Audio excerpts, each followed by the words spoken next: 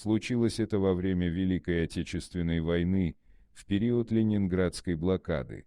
В городе жил один дедушка, который раньше подрабатывал заточкой ножей.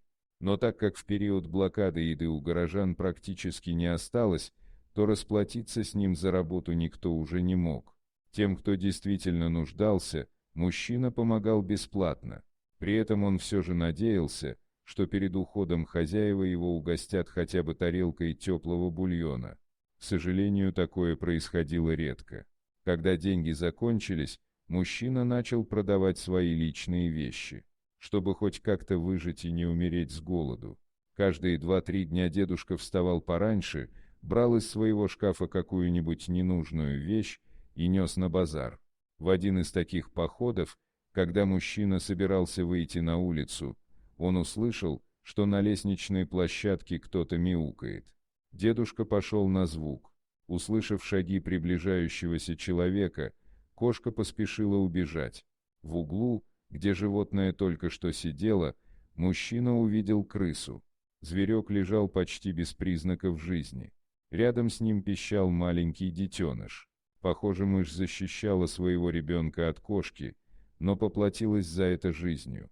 Человек взял малыша на руки, погладил, а затем спрятал за пазуху и понес домой. Животное быстро освоилось на новом месте. Оно постоянно бегало по кухне в поисках еды, но на полках было пусто. Иногда хозяин квартиры угощал его крошками, оставшимися после скудного обеда, но, судя по всему, крысенку этого было мало, поэтому он часто убегал из дома на поиски еды. Было похоже, что он ее находил, так как животное росло и прибавляло в весе. От скуки мужчина пытался дрессировать своего питомца.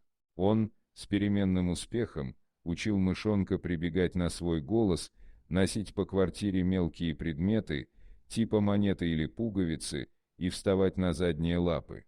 Зверьку мало что удавалось, но человек это делал не для результата, а чтобы просто убить время и не думать о голоде.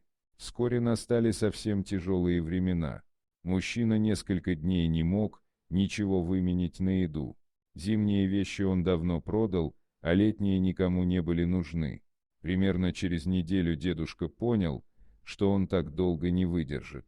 Чтобы не сойти с ума от голода и одиночества, он подолгу разговаривал со своим домашним питомцем. Вскоре он мог делать это только лежа, так как силы приходилось экономить. Внезапно крысенок пропал. Прошло 2 дня, но он не возвращался. Человек подумал, что грызун нашел другое место, где его хотя бы кормят. Но на 3-й день он все же появился. В зубах малыш нес что-то блестящее. Приглядевшись, он увидел, что это старинная серебряная монета. Собрав последние силы, мужчина поднялся с постели, кое-как оделся и пошел к знакомому антиквару. Там ему удалось выменить для себя немного крупы, которую он растянул почти на месяц. За это время мышонок принес хозяину еще несколько монет. Мужчина теперь был уверен, что от голода он не погибнет. Он даже несколько раз приносил еду своим соседям, объясняя ее появление тем, что ему удалось удачно продать старые брюки. Этому мужчине, несмотря ни на что, удалось пережить войну. Правда, он лишился своего дома, который разбомбили в ходе очередного авианалета. Своего мышонка он, к сожалению, с тех пор не видел.